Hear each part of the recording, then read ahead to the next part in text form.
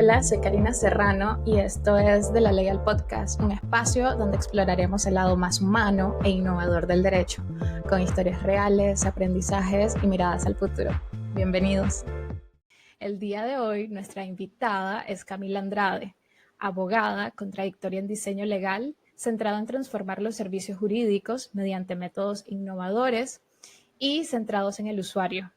Camila es fundadora de Mila, una empresa que combina el derecho, diseño y tecnología para ofrecer servicios legales accesibles, personalizados e innovadores.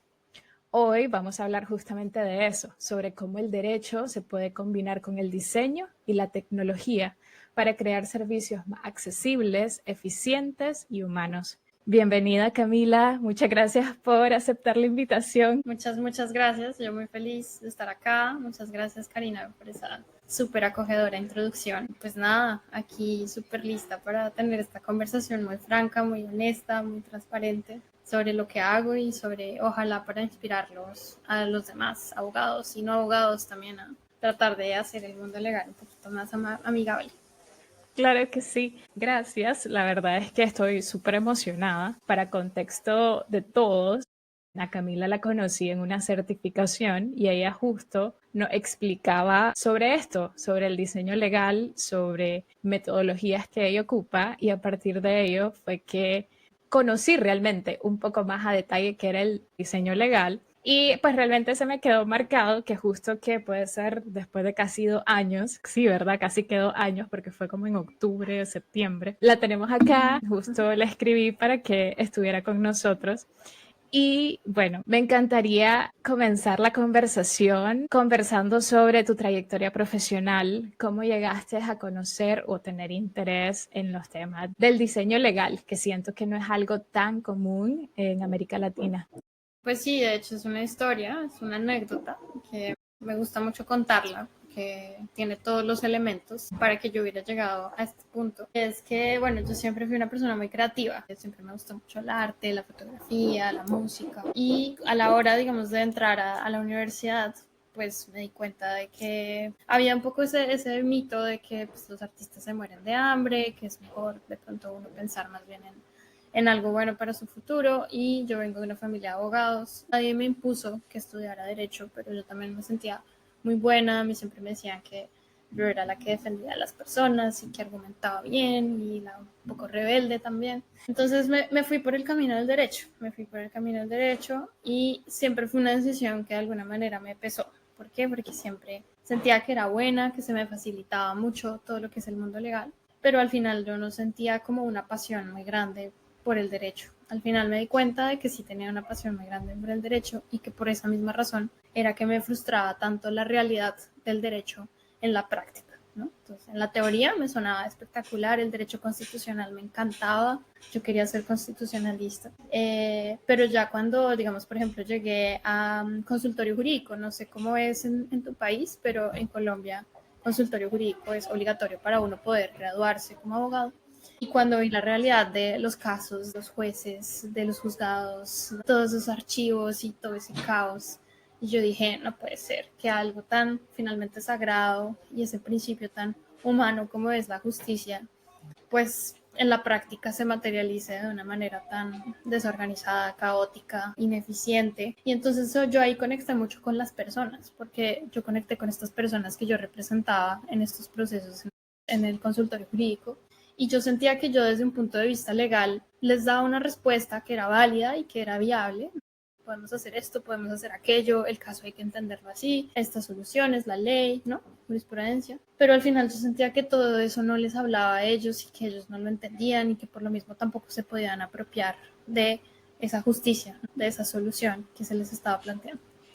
Y entonces yo al final en realidad estaba muy triste con la carrera, estaba un poco desanimada y casi que lo rechacé y dije, yo ya no quiero ser abogada, mucho menos una abogada tradicional. No quiero trabajar en una firma de abogados, no quiero hacer contratos que nadie va a leer, porque también creo que me gusta mucho la vida, me gusta viajar, me gusta el arte, me gustan cosas que finalmente inspiran también a los demás. Creo que también todos tenemos algo que hacer en esta tierra y para algo estamos acá, y yo sentía que hacer contratos pues no era suficiente darle un poco de sentido a mi vida. Hice un año sabático justo después de graduarme de la universidad de abogada, también con una opción en fotografía y una opción en arte. Y estaba viviendo en Europa, más precisamente en Berlín.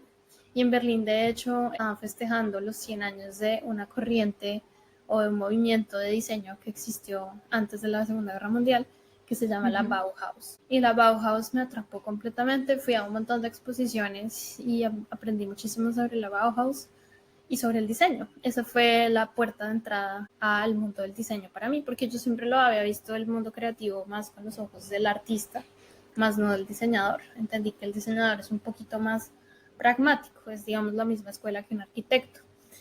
Cómo hacemos cosas que la gente pueda utilizar, cómo nos inventamos nuevas maneras de que la gente pueda hacer determinada cosa más rápida o de manera más eficiente. Entonces empecé a meterme en el mundo del diseño, a leer mucho sobre diseño. Yo soy una diseñadora empírica, nadie me enseñó, pero yo ahí le fui, como decimos en Colombia, cacharreando a las cosas y leyendo libros y consultando blogs. Ahí fui aprendiendo poco a poco. Y por eso mismo fui llegando al diseño legal. Me acuerdo que un día yo me metí a LinkedIn y encontré un artículo de alguien que había compartido el diseño legal. Yo, ¿qué? ¿Diseño legal? ¿Qué es eso? Yo, ¿por qué nunca he escuchado sobre esto? Y me di cuenta de que en realidad el diseño legal es muy sencillo. Es el design thinking, es la metodología madre, digamos, del diseño. La mentalidad que tienen todos los diseñadores es básicamente decir, todo se puede diseñar.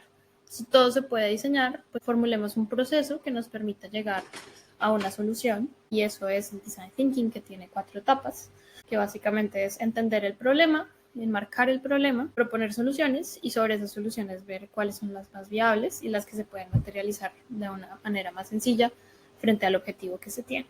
Y entonces, pues en ese momento había como un boom del diseño legal, era la pandemia, como que la gente también estaba tratando de hacer cosas un poco distintas, y yo siento que yo entré pues siendo recién graduada. En realidad yo estaba apenas con un año graduada, que había hecho un año sabático, y me metí a este tema de la innovación legal, digamos ya en un sentido más amplio, por el diseño legal. Llegué por el diseño legal a la innovación legal, que ya pues incluye más cosas, incluye tecnología, incluye legal operations, incluye algunas otras prácticas relacionadas con cómo estamos hoy en día prestando los servicios legales, que finalmente eso le daba en el dardo con ese dolorcito que yo tenía y que cargaba desde consultorio jurídico, que yo sentía que el servicio que le estábamos prestando a los usuarios del consultorio no era el mejor. ¿Por qué? Porque podía hacer que fuera válido desde un punto de vista legal, abogados que están bien formados y que puedan dar, digamos, soluciones conectando con la ley, pero que en cuanto a experiencia del cliente, en cuanto a cómo se están sintiendo los usuarios, están entendiendo, no están entendiendo, pues la verdad es que se rajaba, y que también se rajaba el sistema judicial, ¿no? En Colombia. Entonces ahí fui llegando, y este finalmente fue el eslabón que a mí me faltaba para poder entusiasmarme nuevamente con la carrera de abogada. Entonces eso me devolvió el alma al cuerpo, porque pues yo estaba un poco huérfana. Había estudiado una carrera que en algún momento no me gustaba tanto y que no sentía que me llenara tanto, pero el haber visto pues el hecho de que yo haya conectado con el diseño me permitió ver el derecho con nuevos ojos, con unos nuevos lentes, en donde dije, ok, cualquier problema que haya en el mundo legal lo puedo ver con ojos de solución. No es un problema y pues no lo vamos a poder resolver, sino hay un problema, y todo problema tiene una solución. Pongámosle creatividad, pongámosle, pues sí, como orden, como metodología a esto, para ver si lo podemos cambiar poquito a poquito. Claro, y creo que muchas personas han pasado también por eso, ¿no? Justo ahorita escuchándote, creo que incluso yo en algún momento, posiblemente cuando cambié de trabajo, también fue por un tema incluso de siento que esto que estoy haciendo puedo hacerlo de otra forma, y buscar un entorno donde te permita crear esa misma práctica legal, pero con otra visión, con otros ojos, con otros lentes, como tú conversabas. Sí me llama muchísimo la atención cómo de una forma muy genuina incluso, o muy involuntaria, como sin querer o sin buscarlo, pudiste unir la profesión legal con, digamos, con tus pasiones, con tus hobbies, con tus gustos más personales como la fotografía, el diseño, o sea, venir también de todo un entorno de abogados, o sea, siento que también todo se fue unificando como muy genuinamente, o sea, que estuvieras también en Berlín, que tuviera estas oportunidades también y que supiste aprovecharlas, fue como algo mágico de alguna forma, pero siento que igual las oportunidades suceden en la medida en que uno está como tal vez no buscándolas, pero que uno está como Dispuesto cuestionándose, y dispuesto, ajá, sí. y dispuesto, exacto. Sí, porque si alguien no está presente incluso o dispuesto a aceptarlas, no las va a tomar nunca. Me gustaría, para las personas que nunca han escuchado este término de legal design o diseño legal, ¿cómo podrías resumírselo en las palabras más fáciles incluso? ¿De qué se trata? Mucho de cuál es la mentalidad de un diseñador. Un diseñador tiene la mentalidad del design thinking, ¿no? El chip de cómo piensan los diseñadores, y es que todo se puede diseñar a partir de un proceso. Los abogados también dicen mucho que el derecho está en todo. Entonces, si el diseño todo lo puede diseñar y el derecho está en todo, pues ¿por qué no lo juntamos, ¿no? Sí. Y realmente es eso, es con el diseño uno puede diseñar procesos, servicios, productos, experiencias, incluso la vida de uno la puede diseñar. Entonces, como que a mí eso me abrió mucho los ojos de cómo podemos encontrar una manera de mejorar ese caos que hay en el mundo legal, esa forma tan tradicional de hacer las cosas, cómo podemos realmente innovar. Y entonces ahí entro en esta palabra que a mí me parece que es clave a la hora de entender el diseño legal, y es cómo podemos innovar en el sector legal, cómo podemos de alguna manera ir contra esa corriente que es fuerte, esa corriente tan tradicional, que también es muy, no quiero decir machista, pero sí quiero decir que está muy centrado en el hombre. Va y mira quiénes son los dueños de las firmas de abogados, siempre son hombres. Entonces, digamos que es una manera un poco alternativa de entender cómo se están prestando los servicios legales, cómo los podemos mejorar, lo ya existente, y también, pues obviamente tienen mucha aplicación con la justicia. Entonces, a mí me gustaba mucho los derechos humanos, el derecho constitucional, como les comentaba. Así que también para mí hacía mucho sentido en ese sentido de, pues, de tratar de encontrar maneras de aplicar el derecho de una forma mucho más humana. Claro, me queda súper claro y ahora me gustaría unir un poco tu trayectoria con la fundación de Mila. ¿En qué momento sentiste que ya conocías, ok, ya estabas sumergida en el diseño legal? ¿Cómo diste el paso a fundar Mila? Listo.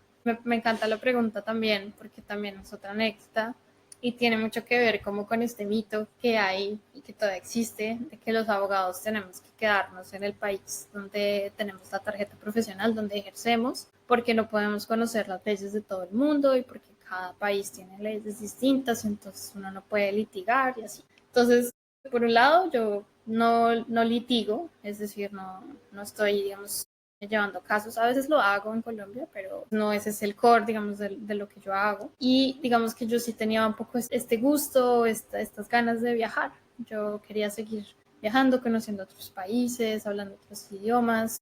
Me gusta mucho moverme y sentía que la única manera realmente de conciliar este hecho de, ok, soy abogada, pero ¿cómo hago para trabajar remoto? ¿Cómo hago para tener también mi empresa, cómo hago para finalmente crear algo a partir de los valores y de los principios que yo tanto defiendo y tanto quisiera que fuera la regla común denominadora de todos los abogados? Yo logré trabajar en un par de empresas, digamos, siendo como diseñadora de servicios, aplicando todos estos conocimientos, y siempre me pasaba que había de pronto algunos principios y valores que no iban conmigo, ¿no? Al final me di cuenta de que pues, los abogados independientes también existen, también es una manera súper válida de ejercer la carrera profesional. Y dije, Sí, bueno, voy a convertirme en una abogada independiente, eh, enfocada en innovación legal, no solo diseño legal, sino innovación legal en un sentido más amplio. Y pues a ver qué pasa. Y eso me permite viajar. Entonces, digamos que nació un poco como de ese gusto, de esa necesidad que yo tenía de moverme y de no estar necesariamente pues en Bogotá, en Colombia, de donde yo soy. Pues no porque tengan, Bogotá es muy chévere, a mí me gusta mucho estar en Bogotá, pero me gusta tener esa libertad, me gusta mucho haber podido diseñar mi vida para que fuera como yo quisiera y no como el sistema o la sociedad o la carrera o lo que se dice la carrera te impone. Entonces, pues a mí me parecía que si yo iba a vender servicios legales disruptivos, pues también yo tendría que tener unos principios y unos valores disruptivos en mi forma de vivir y en mi forma de trabajar.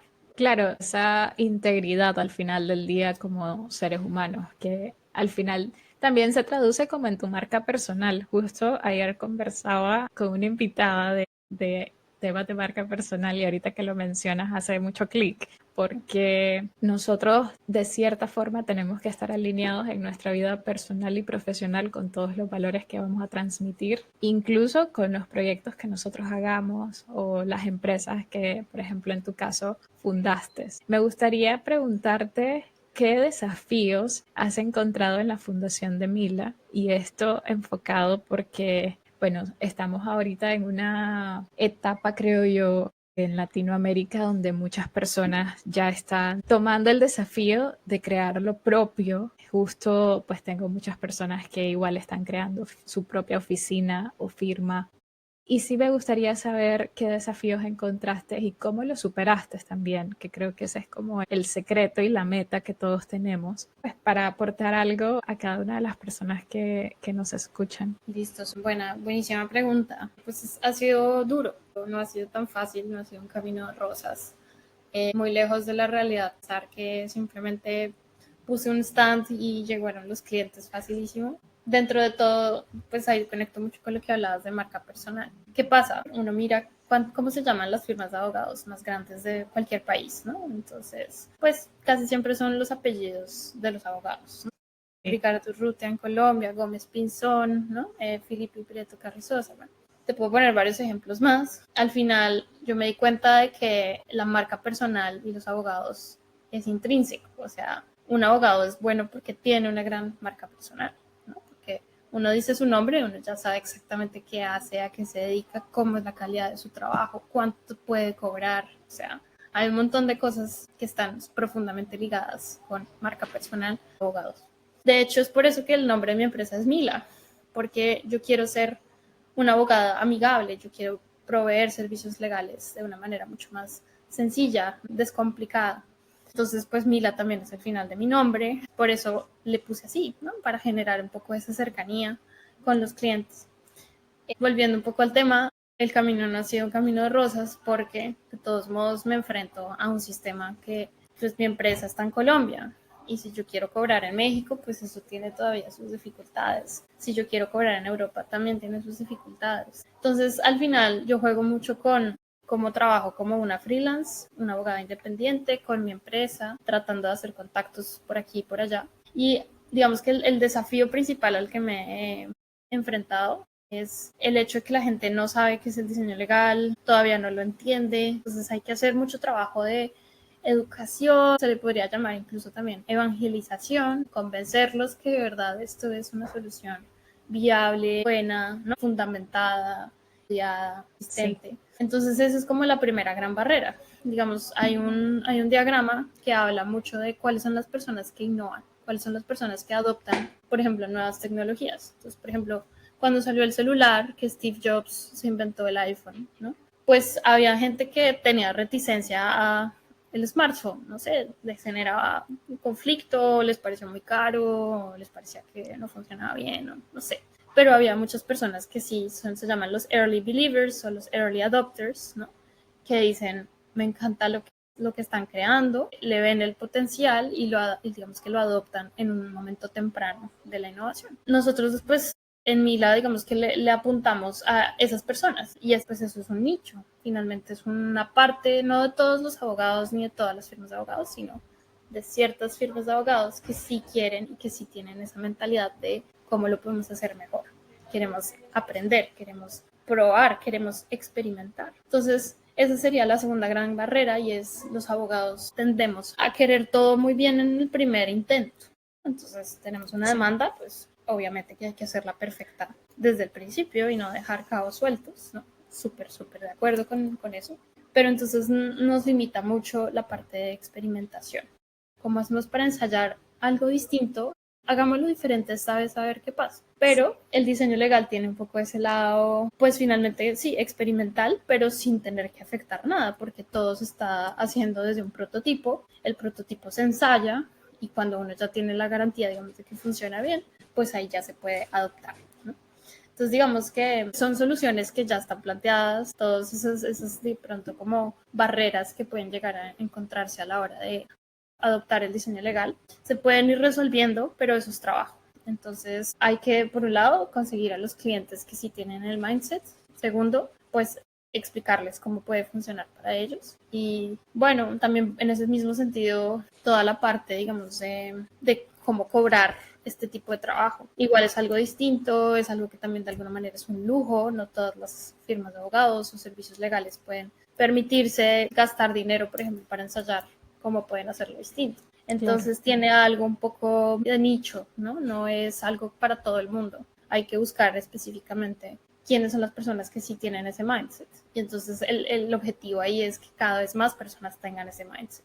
Claro, y justo también, ¿qué opinas sobre, al final del día, no todas las soluciones son para todas las empresas también? Siento que el tema de innovación permite ofrecer servicios muy personalizados. Probablemente si una empresa ve que implementaste X solución en otra, tal vez esa no sea la que ellos necesiten. Entonces también creo que esa es parte de ese mindset de que estar abiertos a encontrar la solución, incluso en opciones que uno tal vez no ha considerado y dejarse guiar, en este caso por ti, para llegar a esa solución. Justo en algún episodio conversaba con Nicole, con Fabián, y ellos mencionaban mucho eso. A veces también, digamos que salga mal por ponerle un nombre pesado, también es positivo porque nos dice qué es lo que la firma o la oficina no necesita. Uh-huh. De acuerdo.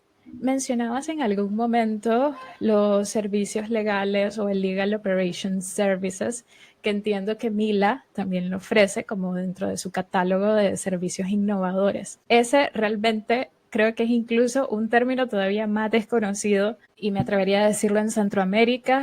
Tal vez en América del Sur sí, yo sé que hay países que lo están implementando, Colombia, Brasil. Entonces, ¿qué le dirías a la audiencia? ¿Cómo podrías explicarle estos servicios? Pues pongámonos en los zapatos de algún gerente de una firma de abogados o de pronto algún líder dentro de un equipo jurídico. Y aquí quiero hablar mucho de liderazgo, que también es un tema que me encanta, especialmente para mujeres, porque me parece que es un área que las mujeres sabemos liderar muy bien. Las familias podemos liderar nuestras casas, podemos liderar iniciativas, políticas, de todo. O sea, las mujeres en eso somos muy poderosas, tenemos mucha sororidad y eso es muy importante recalcarlo también en este medio que finalmente es tan masculino.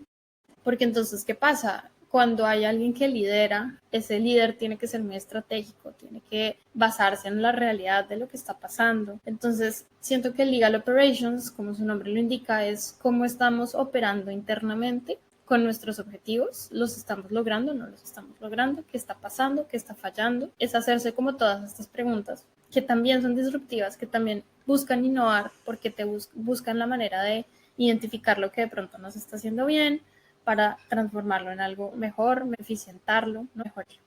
Entonces, Legal Operations básicamente lo que busca es que se gestione ese servicio legal de una manera estratégica, eficiente y, muy importante, basado en datos. Entonces, aquí lo conecto con la parte, digamos, de tecnología y es, hoy en día los datos, con todo lo que tenemos en el celular, todos los datos, bases de datos que se pueden sacar de CRM, de bases de datos de clientes, lo que uno quiera, de proveedores, pues ahí está toda la información. Entonces es como si le hiciéramos un examen de sangre a una empresa, ¿no? Y pudiéramos saber exactamente, ok, en qué estamos fallando, qué de pronto no estamos haciendo bien, en dónde le tenemos que poner más vitaminas, dónde le tenemos que tener más empeño o más resultados para obtener finalmente los objetivos que nos estamos planteando en el seno de una organización. Entonces aquí también pasa mucho por algo que pasa y lo voy a tratar de explicar en términos muy coloquiales y es los equipos legales siempre son los malos de las empresas, ¿no? Entonces, no sé, comercial quiere cerrar un trato con otra empresa para sacar un producto, que hay que hacer un contrato y que el abogado pidió tal cosa extra y la burocracia, lo que la gente llama la burocracia. Entonces, en ese sentido, el equipo jurídico de una empresa se vuelve el que pone obstáculos, el que no quiere que la empresa siga adelante, ¿no? El que, o que quiere, pero que tiene mucho miedo de los riesgos que eso pueda conllevar, ¿no? Entonces, pues eso es como el papá que le dice a uno no puede salir o vuelve a la 1 de la mañana o no vayas a regresar sola, ¿no? Son riesgos que uno tiene que saber administrar y que los equipos jurídicos eso saben hacer y lo saben hacer muy bien. Pero, ¿cómo hacemos para que los equipos jurídicos también estén alineados con el objetivo, los objetivos de la empresa, los Qs, ¿no? Los objetivos, por ejemplo, de cada Q, o los objetivos financieros, o incluso los objetivos estratégicos, ¿no? Entonces, ¿cómo hacemos para que el equipo jurídico se suba también al bus de la estrategia de la empresa, ¿no? Y que no solamente sea el malo que pone obstáculos. Entonces, ahí por eso lo conecto tanto con el tema del liderazgo, porque entonces también si los equipos jurídicos se la juegan por la empresa y logran liderar esos procesos de una manera mucho más eficiente y amigable, pues tienen toda la de ganar finalmente cualquier pulso y decir, no, ese riesgo es demasiado alto, entonces no se hace, o no, esto es demasiado bajo, entonces sí lo podemos hacer. Digamos que eso empodera muchísimo a los equipos jurídicos y nuevamente lo conecto con lo que les decía un poco antes, le da mucho más sentido y propósito a nuestro trabajo y a nuestra labor de abogados, porque entonces si ustedes están haciendo contratos, y me refiero aquí al público abogado de pronto que nos esté escuchando, si ustedes están haciendo contratos para que nadie los lea, pues, ¿qué estás haciendo? ¿No? ¿Por qué? Porque no hacemos que esos contratos o esos elementos jurídicos que, pues, en los que participamos, que creamos, estamos creando, o sea, con creatividad finalmente, pues los podemos hacer mucho mejor. Los podemos hacer claros, los podemos hacer amigables, podemos hacer que sean una pieza fundamental y útil dentro de una relación jurídica, ¿no? Entonces, que tienes un partnership, ok, tienes un contrato que sirve como manual para entender cómo es el partnership, que cualquier persona, sea abogada o no sea abogada, lo pueda leer y pueda entender, ok, el negocio consiste en esto, hay que tener en cuenta estos riesgos, esto nos lo repitió el abogado varias veces, ¿no? Entonces, tiene mucho también que ver con la comunicación, cómo mejoramos la comunicación de los abogados con los no abogados de las mismas empresas o incluso internamente dentro de las firmas de abogados que hoy en día sufren mucho también pues, de la manera en que están organizados y de la manera en que se reparte el trabajo. De pronto la comunicación nos puede ayudar, justo comunicación y liderazgo nos puede ayudar a que cada abogado pueda llevar los casos con más fluidez, ¿no? Con más entendimiento y que pueda tener una mejor relación con el cliente. Eso al final se traduce en más trabajo, porque si hay algo bueno es una buena relación con un abogado, ¿no? Un abogado que está de tu lado, un abogado que tú sabes que te está defendiendo, que te está cuidando, que te está diciendo claramente cuáles son los límites de lo que estás haciendo, pues uno lo quiere, uno sabe que está de su lado y lo está protegiendo. Claro. Y en realidad a eso deberíamos aspirar todos, no a ser los malos de la historia. Claro, me encanta cómo relacionaste el tema de la comunicación y el liderazgo, porque justo parte de este proyecto es fomentar esas habilidades blandas al final del día, darnos cuenta que ya lo jurídico y meramente lo técnico como tal no es suficiente el día de hoy para surfear esa ola de innovación de que está perfecto y lo ideal, todos teniendo un manejo excelente de lo técnico. Oye, ¿sabes qué? También necesitas habilidades blandas. Que es cierto, hay un menú infinito de habilidades blandas, pero creo que el liderazgo y la comunicación han sido, creo que de las dos más repetidas últimamente, y estoy totalmente de acuerdo. Creo que, como tú mencionas en tu página de Mila y en los servicios que ofreces al final del día, que diría que incluso Mila y los servicios innovadores buscan servicios más humanos y accesibles a las personas. Alejarnos de aquello que tú mencionabas, ¿no? Para que hacer un contrato que nadie le va a entender. Y pasa muchísimo, incluso con instituciones financieras, creo yo, que son las más, que pues tienen un público general, ¿no? Son servicios en cierta forma masivos, todo el mundo quiere una tarjeta de crédito y de pronto son unos contratos. Justamente ahorita recuerdo, hace poco, bueno, no hace poco, ya un tiempo, yo igual estaba firmando un contrato de una institución financiera y era un papelógrafo. No sé si en Colombia le dicen así a esta especie Sí, de cartulina grande. Era un sí. papelógrafo que yo incluso le dije, ¿qué es esto? Era una cosa que era plegable y era un periódico enorme. Ujú. Entonces creo que poco a poco la idea de los servicios innovadores es eso. Digamos, por suerte yo soy abogada y ok, entiendo el término, pero si eso le llega a alguien que no es abogado, y a ver, no necesita saber de leyes. Creo que ese es también lo esencial de esto. Uno no debería de saber de leyes para entender un contrato. Yo no necesitaría, o la persona que no es abogada no debería de necesitar incluso un abogado para leer un contrato que es tal vez de servicio, ¿verdad? Alejemos tal vez los contratos que ya tal vez son de Sí, de fusiones y business. adquisiciones y de business que sí necesitas a un equipo jurídico para suscribirlos. Me encantaría conocer y uniendo un poco todas estas ideas, y guardando la confidencialidad, por supuesto, de tus casos. ¿Cómo ha sido tal vez algún caso donde tú digas, wow, me enfrenté a esto que fue muy retador, pero sabes que al final del día, ya sea la empresa, el abogado independiente o el equipo legal, quedó súper satisfecho y ellos vieron este resultado y el feedback que obtuve fue este? Bueno, súper, también me encanta esta pregunta. Bueno, están muy buenas tus preguntas, Cari. Pues a ver, te cuento, uno de los más recientes clientes que tuve es una empresa de maquinaria pesada japonesa que tiene filiales en casi que todos los países del mundo. Pues obviamente como es maquinaria pesada, pues trabajan mucho con sectores que están ultra regulados, como la construcción, de pronto los aeropuertos. Y entonces ellos, o sea, ¿cómo funciona en una empresa de estas que son tan grandes? Los lineamientos de esa matriz pues lo hacen como lo han hecho siempre y como lo hacen a nivel global. Pero entonces, ¿qué pasa? Ahí muchas veces no se está teniendo en cuenta el contexto de cada país. De pronto las cosas en, por decir algo, Ecuador o Perú, en Latinoamérica no van a funcionar igual que en Estados Unidos. Entonces, en esa especie de traducción que hay de los procesos legales dentro de una empresa, pues muchas veces no se está teniendo en cuenta la realidad del contexto, no se está entendiendo también cómo están trabajando los abogados, cómo es la carga de los abogados, si están reventados o si están bien, si necesitan más personal o están, digamos, dando abasto con todo lo que tienen que hacer.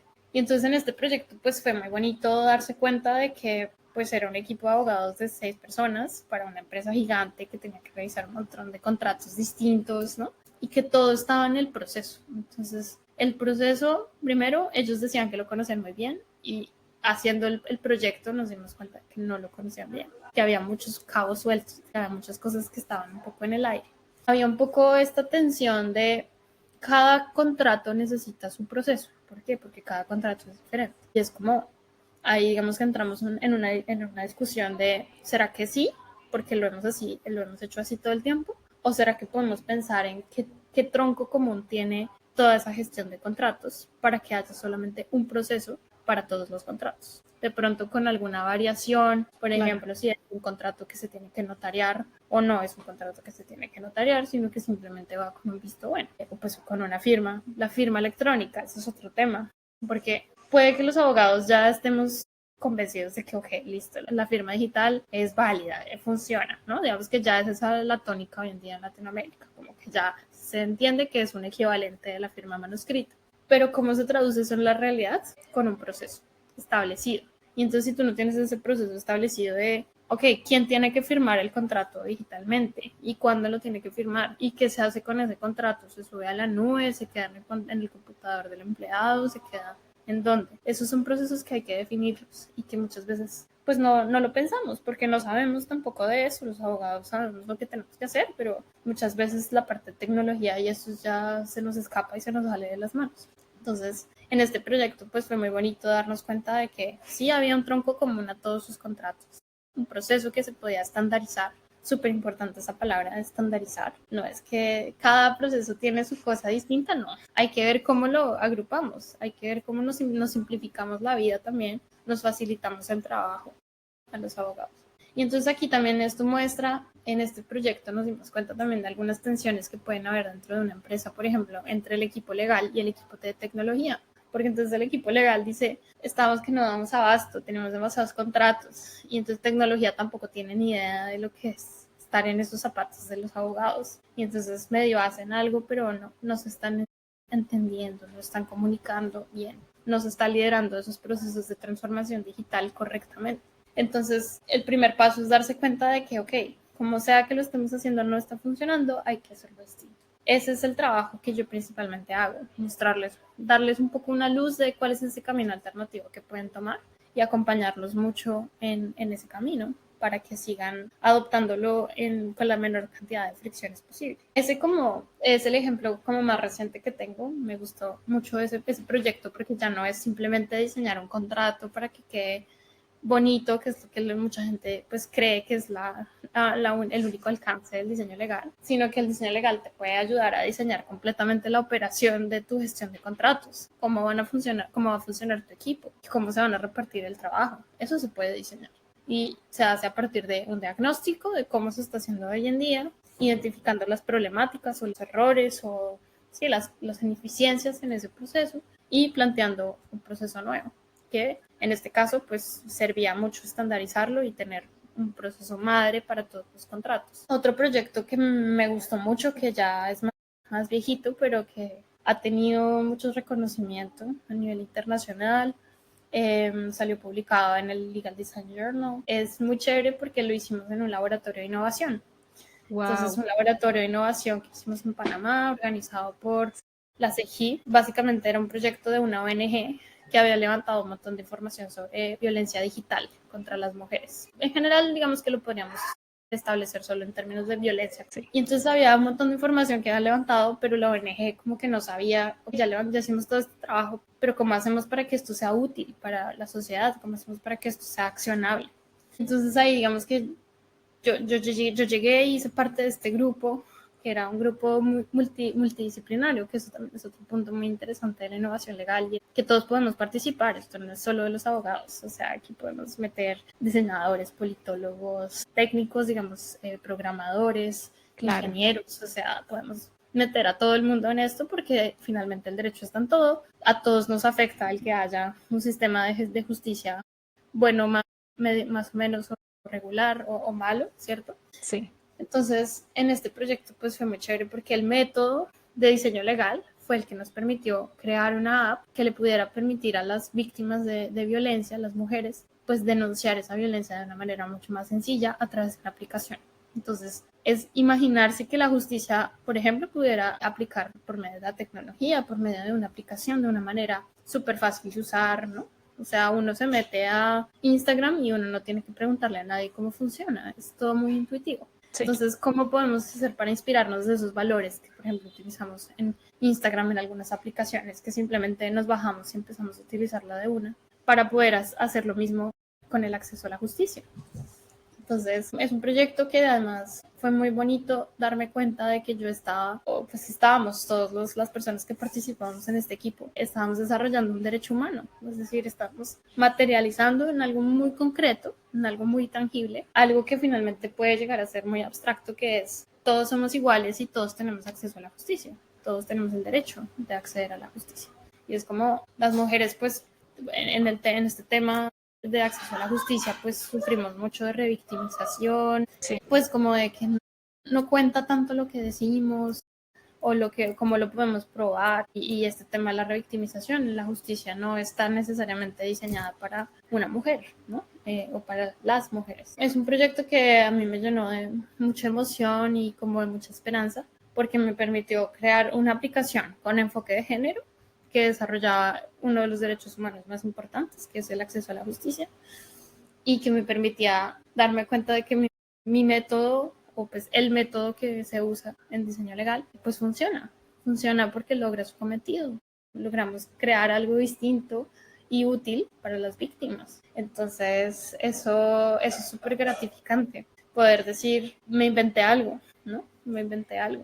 Claro, y creo que me encantaron los dos casos o ejemplos que nos diste porque demuestran cómo el diseño legal y estos servicios innovadores pueden llegar a tener impacto tanto en la comunidad como este segundo caso en temas de violencia hacia las mujeres, que también se traduce en responsabilidad social y en acceso a la justicia a todas las personas, a todos los ciudadanos y a las víctimas en este caso, y procesos o casos específicos en el entorno corporativo, como el caso de la empresa. Entonces, me encanta porque eso también nos demuestra que hablar de innovación no es solo para cierto sector, de que realmente todos los sectores están invitados a sumarse a la innovación, de que esto no es solo para el ambiente corporativo, no, es para todos los sectores, tampoco es solo para las firmas grandes, si bien obviamente hay ciertos temas de presupuesto. Aún así, creo que igual uno puede tener, como tú mencionabas, uno puede implementar soluciones que lleguen a resolver problemas. Al final del día, y tal vez haciendo uso de tus palabras introductorias, lo más importante es la voluntad, la aceptación de querer hacer un cambio y moverse hacia ese cambio. Me encantaría, y tal vez para hacer como ese mensaje incluso un poco más directo todavía a las personas que nos escuchan, ¿qué crees que deberían de hacer a corto o mediano plazo para ir navegando o entrar a esta ola y surfearla mejor como abogados, ya sea, o como usuarios? Es decir, si yo como usuario llego a ver un contrato de este tipo que se me... no puedo con él, no sé ni por dónde empezar a leerlo, ¿qué recomiendas? Del otro lado de la moneda, ¿no? Ese del lado de los usuarios y del otro lado es como abogados. ¿Cómo hacemos para hacerle ver a nuestros líderes que este cambio es necesario? Ok, interesante también pregunta. Voy a empezar con los abogados, creo que la tengo más clara. Los abogados, o sea, ahí mi consejo siempre, con todo, no importa si eres tributarista, civilista, no importa si eres penalista, no, cualquiera de los campos del derecho que se estén ejerciendo. Creo que lo más chévere del derecho es cuando se comunica de una manera sencilla. Uno ve a los grandes penalistas y uno dice, claro, es que explicaban las cosas con tanta propiedad y con tanta claridad, por más de que sean principios complicados, incluso filosóficos. Lo pueden transmitir en un momento, ¿no? En una sola intervención en la corte, en un solo escrito, y lo hacen de una manera muy clara. Entonces, en realidad, lo sencillo, lo que es sencillo, comunica un gran entendimiento de algo que finalmente es complejo. Entonces, ahí mi recomendación para los abogados es, no importa si tienes el proceso más complicado del planeta, manténlo sencillo. Comunícalo de una manera sencilla. No importa si se lo estás contando a un juez, que obviamente sabe de qué estás hablando y que le puedes hablar en el lenguaje más técnico posible y te va a entender.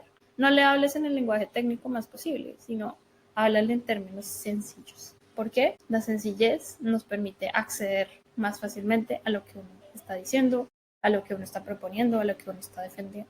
Entonces es algo que simplemente te genera puntos a tu favor, ponerlo en términos claros. Segundo tema con los abogados también es ábranse un poco a otras disciplinas, aprendan un poco de diseño si quieren o aprendan un poco de tecnología. No significa que entonces tienen que cambiarse de carrera y olvidarse del derecho, ¿no? Pero aprendan un poco de estas otras áreas del conocimiento porque eso les va a permitir tener una visión mucho más 360 desde lo jurídico, mucho más completa, integral. Entonces, esa sería también otra recomendación. A los usuarios, bueno, creo que puedo llegar a ser un poco irresponsable a veces con el tema de la IA, como todos creo en este punto, porque pues es una herramienta nueva, ultrapoderosa y que va a seguir siendo poderosísima cada día más.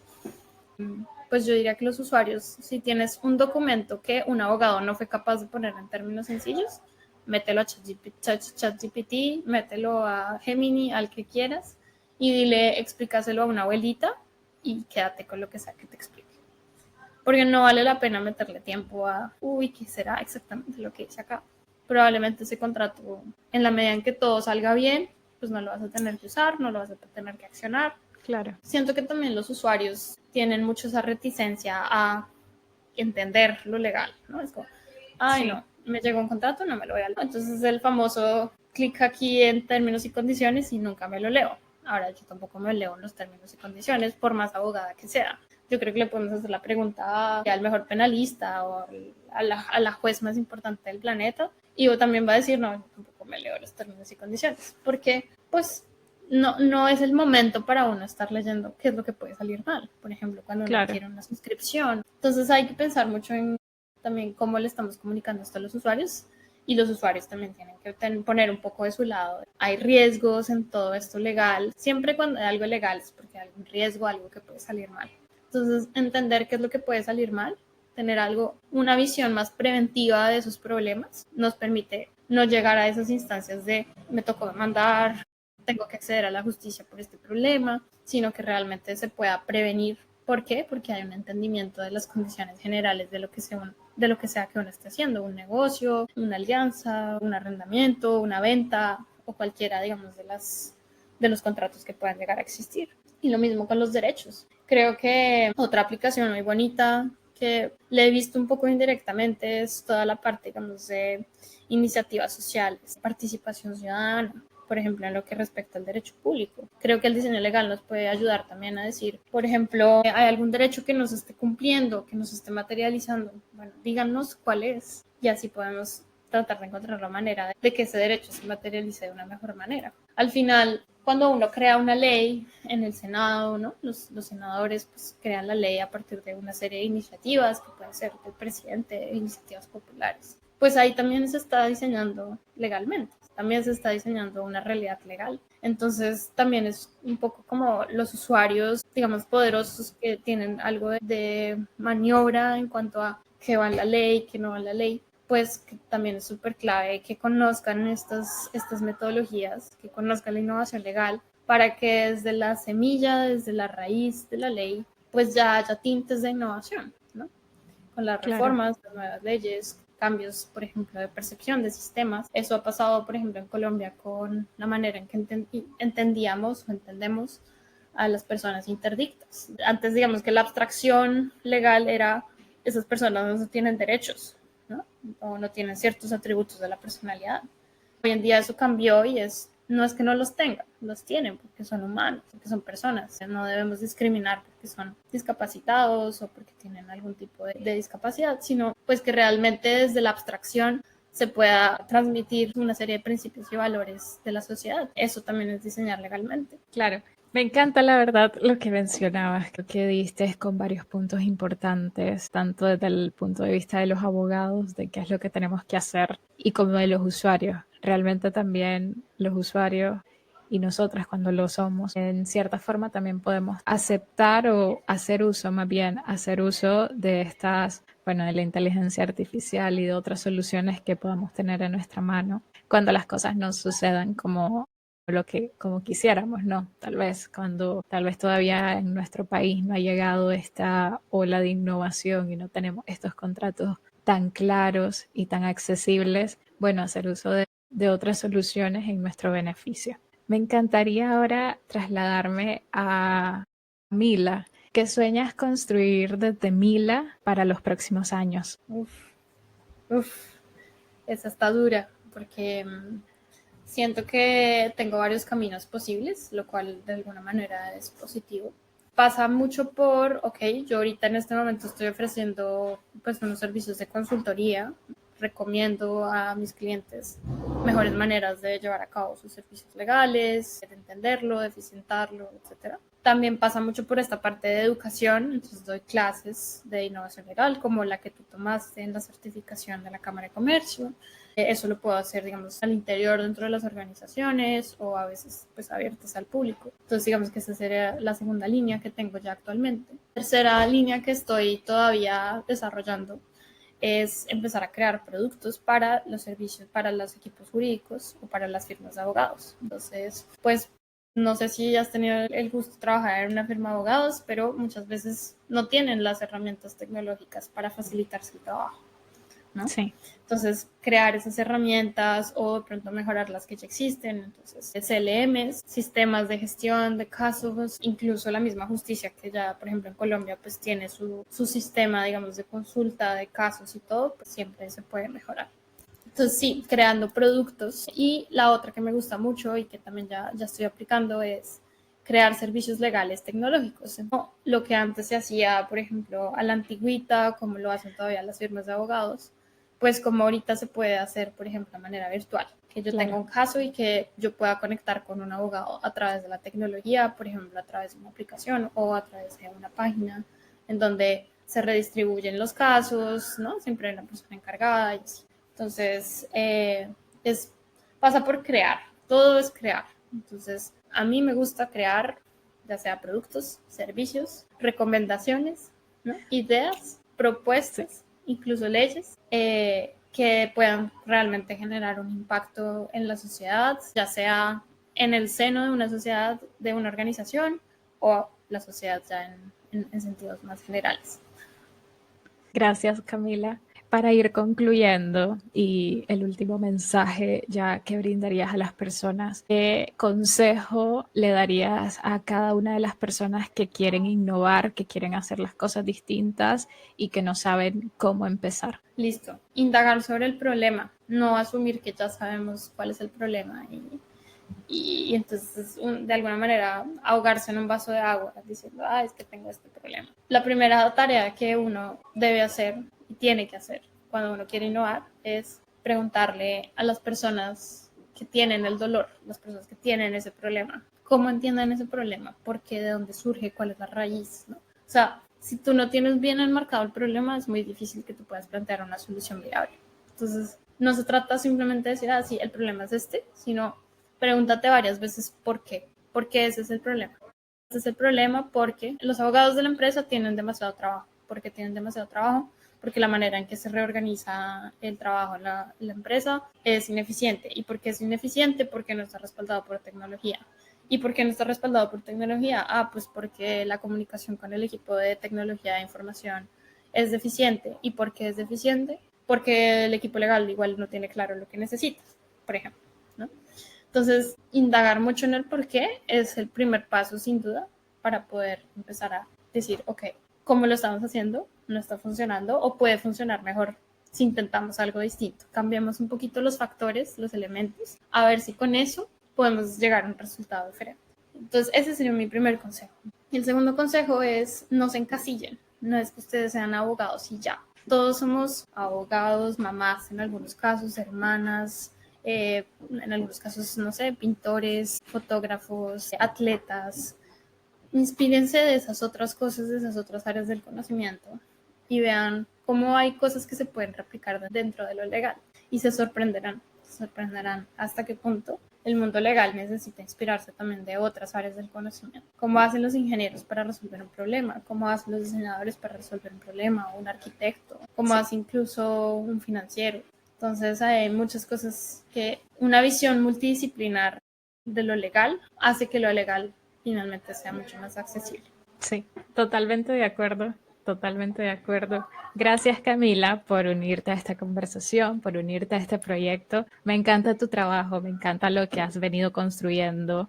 Sinceramente, yo encuentro total clic en tu vida profesional, o sea, me encanta cómo uniste tus hobbies, el arte, la fotografía, el diseño, en tu día a día, viajes incluso. Siento que hiciste un combo perfecto de vida profesional y personal. Para mí es súper admirable. Muchas gracias por acompañarnos. Muchas gracias. Aquí pues la invitación es cualquier persona que también haya resonado con cualquiera de las cosas que yo haya dicho acá o incluso los que de pronto difieren, los que sienten que de pronto no es tan fácil o que de pronto no está súper sustentado.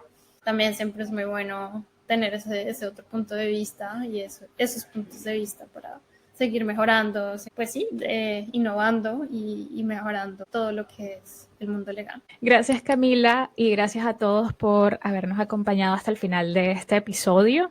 Hoy hablamos de diseño, de derecho, de tecnología, de cómo podemos imaginar y construir una práctica legal distinta, más cercana, más empática, más centrada en las verdaderas necesidades de quienes requieren nuestros servicios legales. Espero que este episodio les haya despertado nuevas preguntas, nuevas ideas o al menos esa semilla de curiosidad que Camila también nos comentaba. Porque de eso se trata este espacio de la ley al podcast, se trata de cuestionar, de reimaginar y de darle lugar a esas voces que están haciendo las cosas de forma distinta, de forma innovadora en toda Latinoamérica. Si esta conversación les inspiró, espero que la puedan compartir con más personas para que también se sumen a esta conversación y a este espacio. Seguimos conversando en el próximo episodio. Gracias a todos. Muchas gracias.